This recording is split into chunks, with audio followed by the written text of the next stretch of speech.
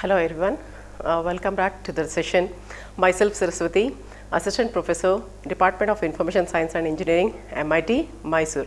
Today I will be teaching you the motivational theories. So first and foremost thing is you need to understand what is motivation. It is nothing but inspiring the employees or subordinates in the organization to contribute with zeal and enthusiasm towards the organizational goal. It is nothing but inspiring the subordinates or the employees of the organization in order to enhance their willingness, which is going to improve the performance of the employee. So in general, we can say performance can be defined as the product of ability to do the work followed by the willingness to work. So mathematically we can write the performance as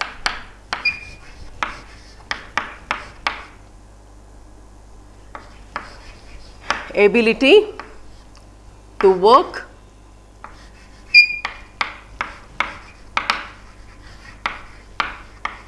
and willingness to work. So in any organization, management or the manager has to make sure that all the employees need to be motivated. So many psychologists have studied the behavior of the human and formulated the findings they have made in the form of motivational theories.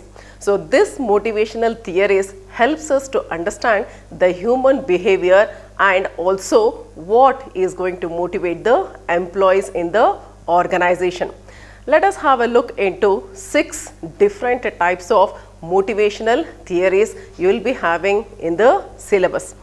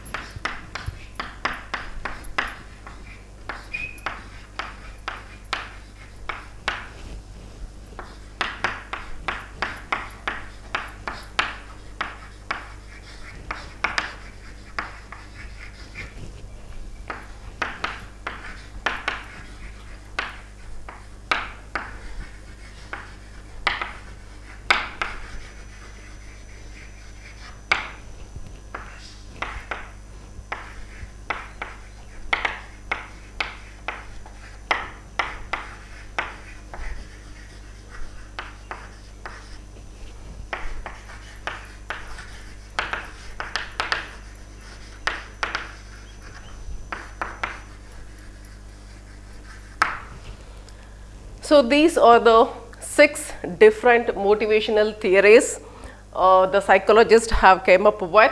They are nothing but Maslow's need hierarchy theory, Herberg's two-factor theory, McClelland's achievement theory, Victor Vroom's expectancy theory, Adams' equity theory, and Skinner's behavior modification theory. So let us have a look into each one of them in detail. So I will be starting with the Maslow's need of hierarchy theory.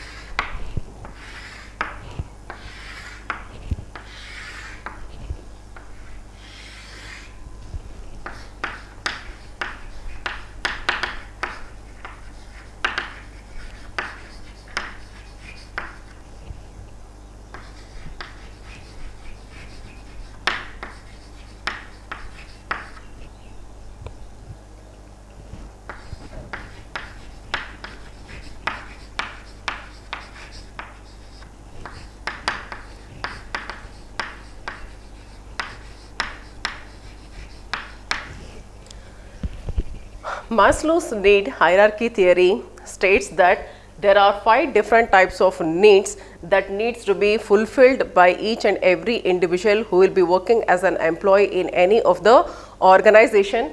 It is going to dictate the state of human behavior. So he has explained the hierarchy in the form of pyramid. So this is the lowest level of need which needs to be fulfilled by all and every individual of the employees who will be working in any organization, which is nothing but psychological needs. It includes food, shelter, proper sleep and all. So once the psychological needs is going to be fulfilled, then the human can go or look into the next need called as the safety needs. So here all the employees who will be working for any organization so wants to have their safety. The safety can be either physical safety or else the economic safety. So they have to have the different types of safety measures, right? One is physical and another one is called as economic safety. So what is this physical safety is all about? So they want to be away from threat or violence, that is about the physical safety needs. When it comes to the economic needs, they want to have a job, that is their job should be secured and also they will to have regular income. So and also they have to make some kind of investment for their safety purpose. So this is the second safety needs which is going to be fulfilled by any of the employee who will be working in any organization. So once these two needs are going to be fulfilled, then they are going to think about the next level need called as social needs. So this social needs is all about belongingness of any individual with their family as well as with their co-workers or co-employees in the organization.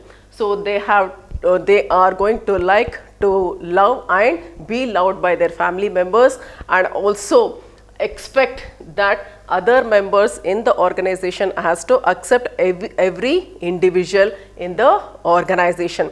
So they want to participate in social gatherings. So they want to become members in some kind of a union in the organization or in the club, right? So that type of social needs is expected by every individual who will be working in any organization. So once that is going to get fulfilled, then they are going to move to the next level called as esteem needs.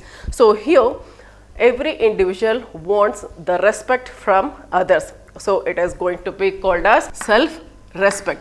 So everyone expects to get respect from others. That is, this kind of respect can be obtained by any employee if they have some kind of recognition in the working place, right? And if they have done something achievement, if they have achieved something, they can respect, they can get the respect from their co-workers or the peers or from the superiors. And also they would like to have their own self-esteem, that is respect on their oneself, individual itself. So this is going to come for any particular individual. So when they are going to build up the confidence by doing more number of projects, and also when they have made some kind of achievement, or when they have learnt different languages, which is going to be helpful for them to carry out the next level task which will be assigned to them in the organization. Once all these lower level needs are going to be fulfilled, then they are going to look for self-actualization. It is nothing but perceiving one's own personal growth. So how can they improve in what they are doing? So if they are a musician, so in what way they can get the recognition, right? So they need to think about it. If they are a good leaders in the organization, so what are the leadership qualities they need to have? They have to possess all the different types of leadership qualities. Then it is going to help them to recognize themselves in what good way they are in. So what is their personal growth and all, it is going to help them out to have a look into their own ability, right. This is all about Maslow's need hierarchy theory. Let us move on to the next one.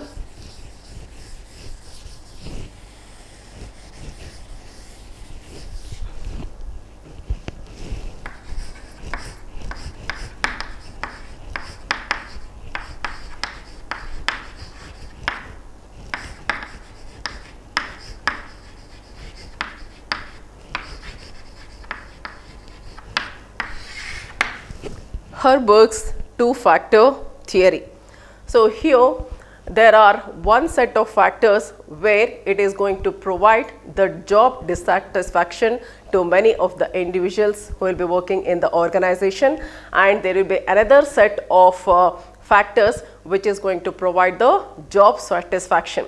So Herberg's is going to consider these two factors as hygiene factor and motivational factors.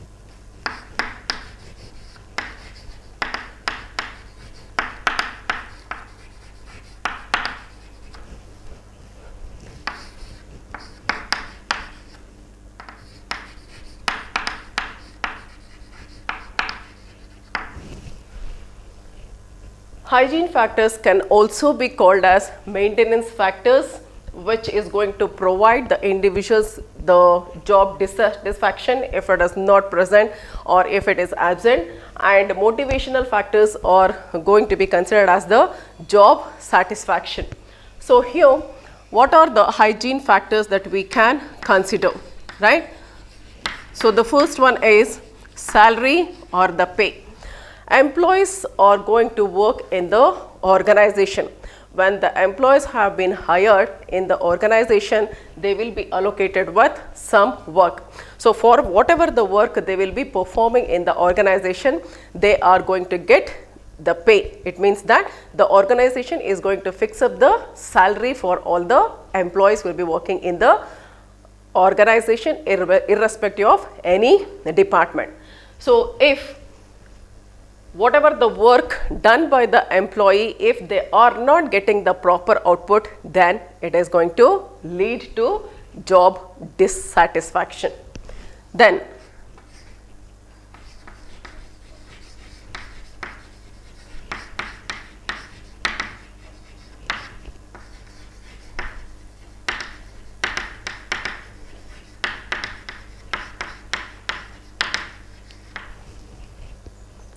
whenever the companies are going to make the policies called as company policy or administrative policy, it should be flexible enough, it should be fair, and also it is flexible in order to get changed. Flexibility according to the employees is whenever they are in need of a vacation, the company has to give the vacation. Likewise, whenever they want to have a hike in the salary, they need to consider like that. Right. So henceforth they expect, that is employees are going to expect that the whatever the company is going to make the policies, it should be fair enough and it is also flexible. Next is working conditions.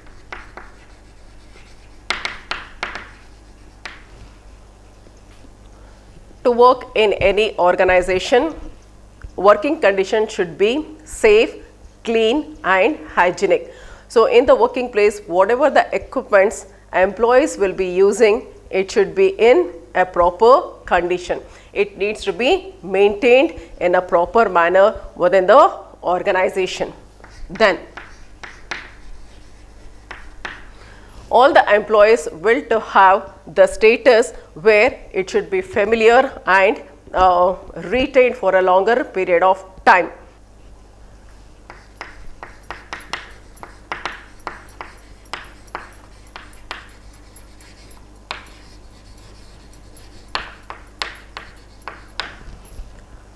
Every employee who will be working in the organization has to have a good interpersonal relationship with their peer members. That is nothing but the employees who will be working in a group or within the department, and also they have to have a good relationship with their superiors and also with their subordinates.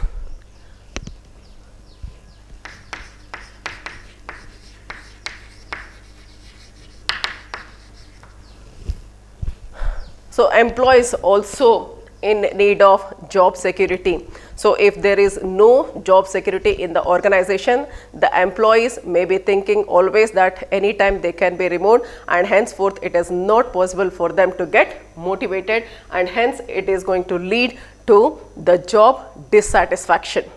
So then quality of supervision can also be added here.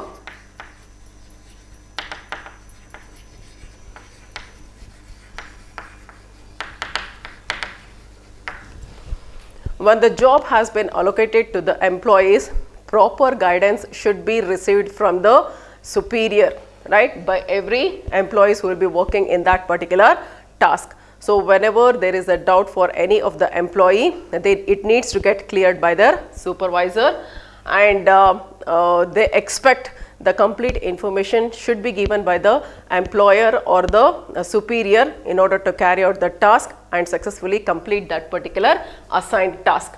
Looking into the motivational factors, we have something called as recognition.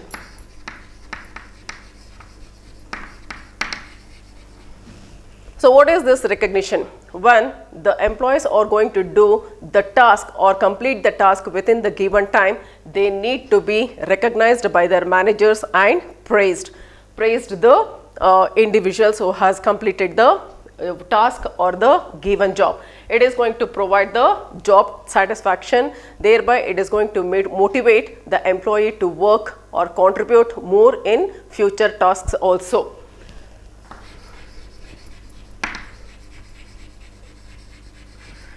Whenever some kind of achievement has been done by the employees, it needs to be identified and some kind of reward or else appreciation should be given by their superior.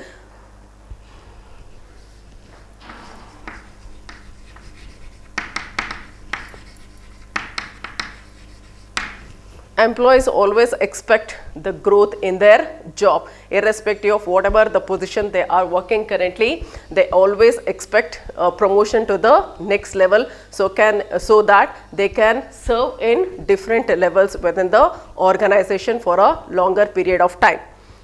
Then responsibility.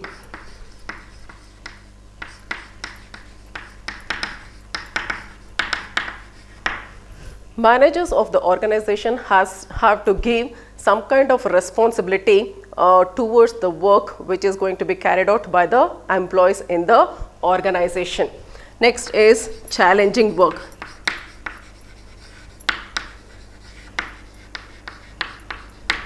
Whatever the work which is assigned to any of the individual, it itself has to have some kind of a challenge, meaningful, right? So whatever the work the employees are going to do, they have to learn from that the things which they might have known earlier.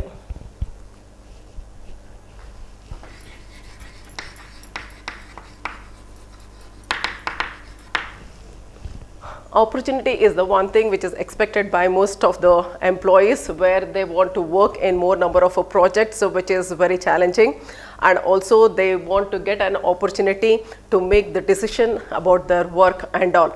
So this is all about the Herberg's two factors theory. So here the absence of any of these is going to lead to job dissatisfaction among the employees of the organization.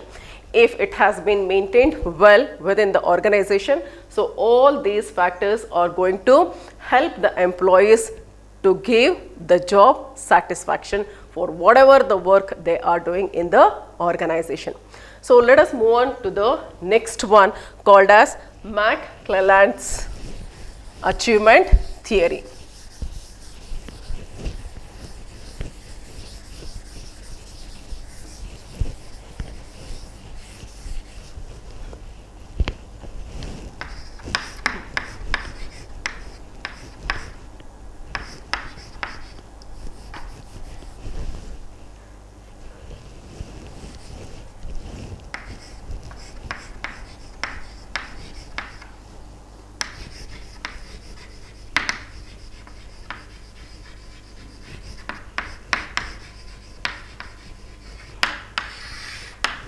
McClelland's achievement theory states that any individual has to have one of the three driving motivators. They are nothing but the need of achievement,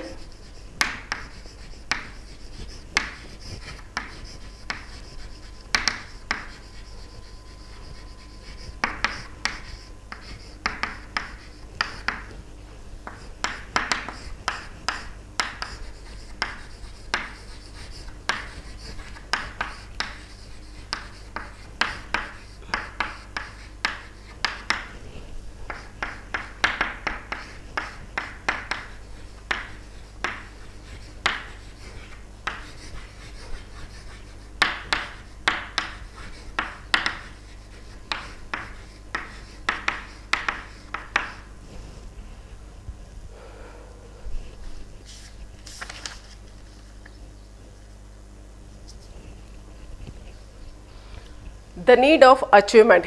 It is the urge of any individual to perform well or to achieve something in what they do.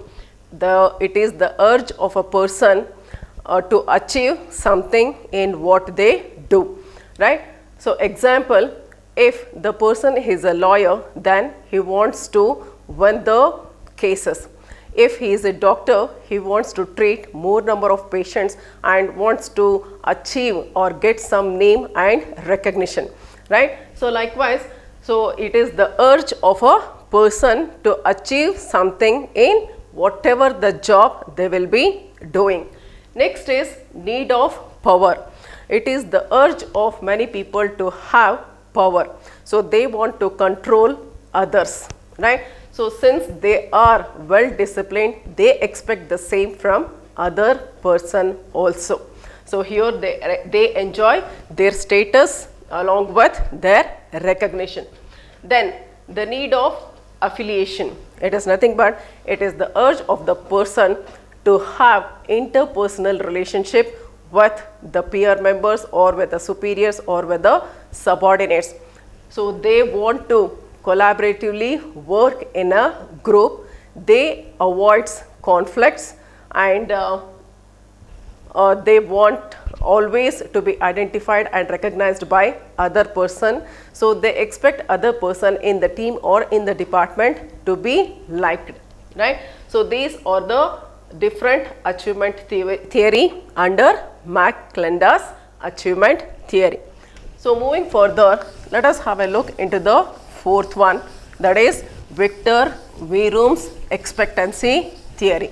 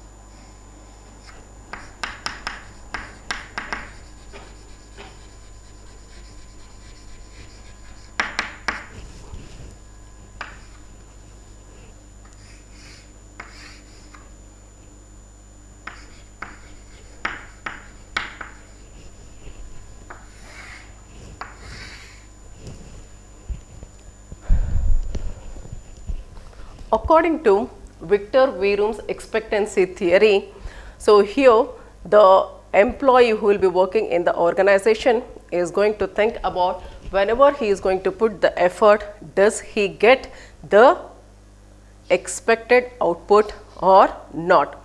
So here Victor Verum's expectancy theory has been classified into 3 different types. They are nothing but expectancy, instrumentality,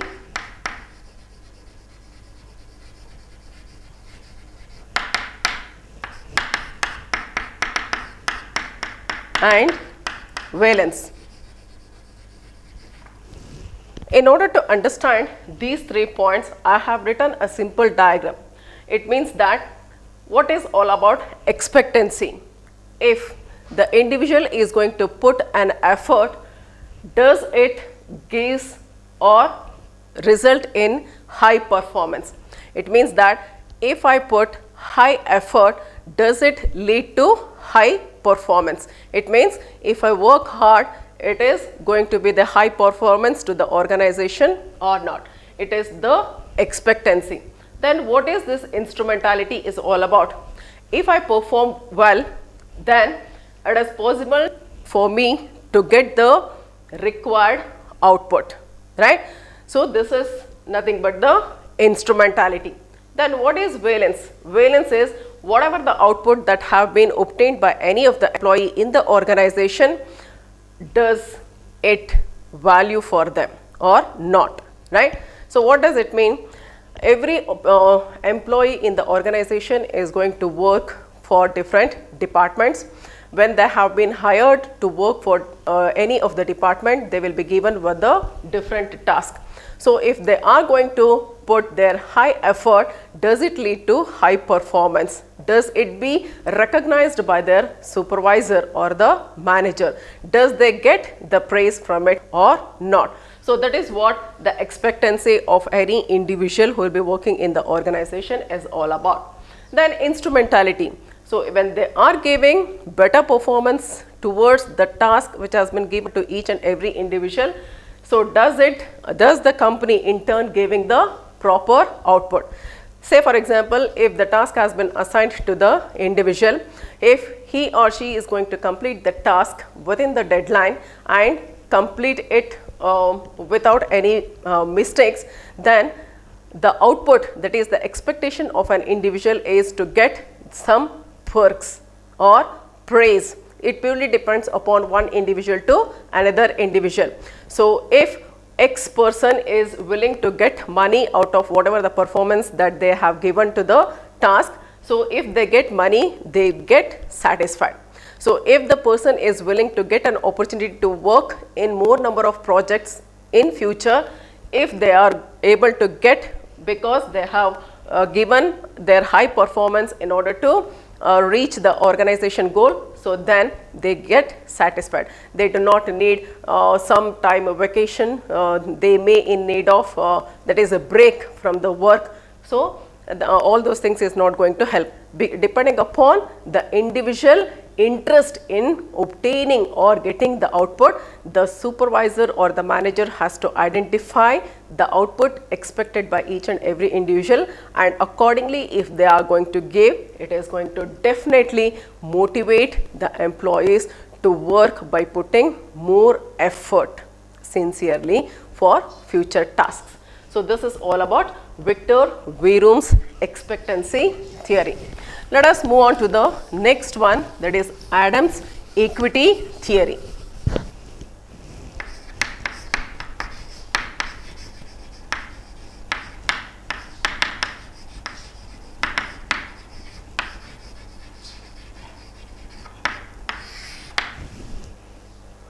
So here Adams' equity theory says that the employee is going to get motivated, or it is going to be defined as the ratio between the employee's input and the employee's output. So here the motivation is going to be defined as the ratio of employee's input to the employee's output. So what are the employee's input?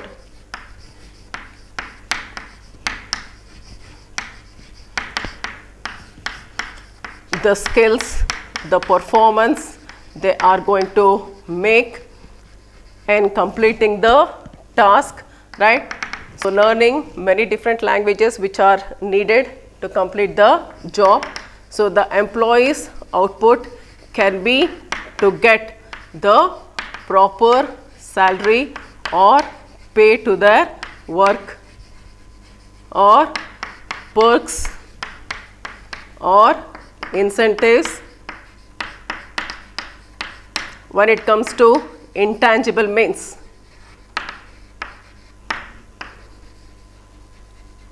it could be praise, recognition, reward, and so on, or going to be considered as the outputs where the employee is going to expect, right? So Adams equity theory wants to balance the employee's input and the employee's output. So whatever the work that will be carried out by the employees in the organization, if they are going to get a proper salary or paid insurance or some days off or vacation or praise or recognition or rewards like that, so they will be satisfied and they are going to get motivated by the appreciation which has been given by their managers, and henceforth they can put more effort in the coming up or the next projects which they are going to be chosen to complete the, or they might be given for the new task, right? So this is all about Adams equity theory. So let us have a look into the last motivational theory, that is nothing but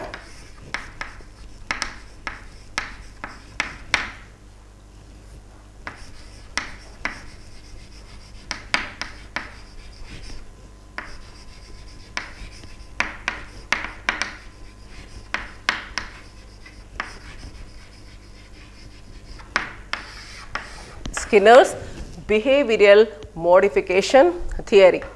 It is all about the treatment in order to modify the behavior of the employees who will be working in the organization. It means behavioral modification is nothing but transforming the unwanted behavior to the desired one. So that is all about behavioral modification, which has been given by Skinner's. So it involves the variation in consequences resulting from target behavior. Consequences that is going to strengthen the behavior is going to be called as reinforcement, and consequences which is going to weaken the behavior is going to be called as punishment.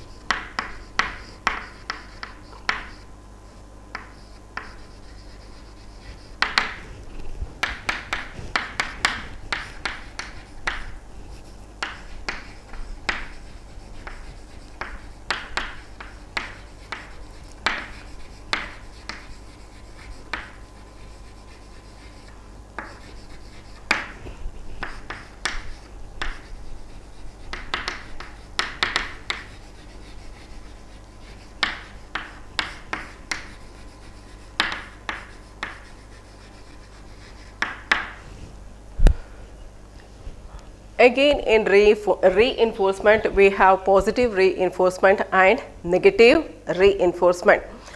So when the employee has been given with a task, and if he completes the task within the due date successfully, then the manager has to praise that particular individual employee. It helps the employee to get motivated from the appreciation they have received from their superior or from the manager. Negative reinforcement is all about, even though the employee has completed the given task within that time, and if the manager is not going to recognize it or does not praise, then it is going to be called as the negative reinforcement. Then consequences which weakens the behavior is called as punishment. So in this punishment also we are having positive and negative one. So positive punishment is all about when the employee has been given with a car in order to use that particular car for business purpose, and if that employee has been used for his own personal work, then the manager is going to take away the car which is given to that particular employee for business purpose. So this is going to be called as positive punishment. Then what is about the negative punishment? If any employee arrives to the important meeting late, then the manager is going to scold in front of everyone. So it is going to be hurted by that particular individual. This is going to be called as negative punishment.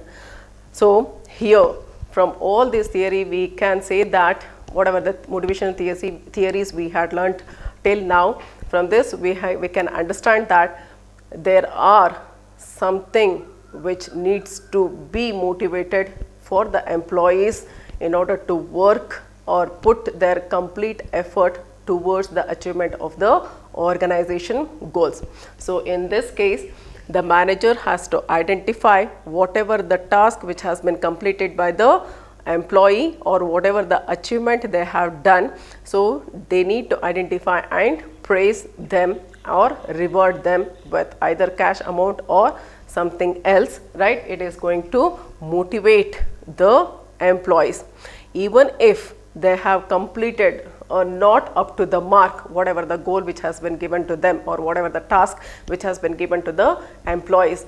So our that is managers needs to appreciate whatever the work which has been done by that particular employee, right? So and then praise them. So it is going to create a positive attitude in the employee's mind, and it is going to help them to get motivated and put more effort in future for whatever the tasks they will be assigned with in future. So these are the 6 different motivational theories that has been learned in this particular hour. So hope all of you have understood the concept. I will stop at this point of time. Thank you.